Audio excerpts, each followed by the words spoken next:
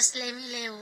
అమ్మా, ఒక తల్లిగా ఎప్పుడైతే మన మీ బాబు మీద చేయి చేసుకోవడం జరిగిందో మీరు అగేన్స్ట్ గా వెళ్ళారు, ఎందుకు ఇలా కొడుతున్నారు అని మీరు బాధేస్తుంది కదా. అంటే అప్పుడు నాకు తెలీదును ఇంటికి వచ్చినాక అంటే నేను కొంచెం బాధపడతాను ఇదని చెప్పి అప్పుడు నాకు చెప్పలే వీళ్ళు.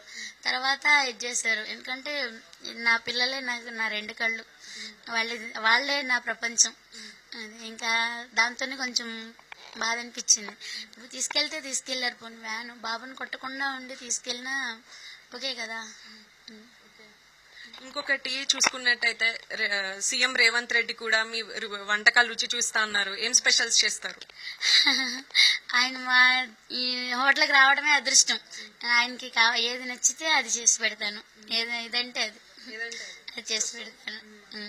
మీరు పర్సనల్ గా మీకు నచ్చిన ఫుడ్ ఏంటి అండ్ మీ స్టాల్లో ఏమి బాగుంటాయని మీరు అనుకుంటారు?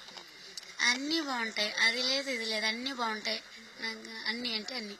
ఒక రకంగా సోషల్ మీడియా తీసుకొచ్చిన హైప్ వల్లే మొన్నటి వరకు సెన్సేషన్ లో ఉన్న కుమారి ఆంటీ ఈ రోజు కొన్ని గంటలు బాధపడడం జరగడం అయిందని మీరు అనుకుంటారు. అంటే యూట్యూబర్స్ కి ఏం చెప్తారు మీరు? యూట్యూబర్స్ కంటే అసలు ఫస్ట్ నుంచి నేను తీయొద్దని చెప్పాను. వాళ్ళు ఏమని చెప్పారంటే నాకు, ఆంటీ మీ వల్ల నలుగురికి తెలుస్తుంది, అంటే మీరు హోటల్ ఉన్నారని 10 మంది బతుకుతారు, ఇక్కడ అందరూ పబ్లిక్ వస్తారు తెలిస్తే, ఇది కానీ మీ వల్ల మాకు కూడా ₹1 వస్తుంది అంటే చూస్తే వస్తాయట కదా. అదే దాంట్లో నాకు తెలియదు అది కూడా ఇప్పుడు దాకా. అది నిన్న ఈ ఛానల్ వాళ్ళు అందరూ వస్తే అందరూ అంటున్నారు ఏదో చూస్తే దానికి డబ్బులు వస్తాయట కదా.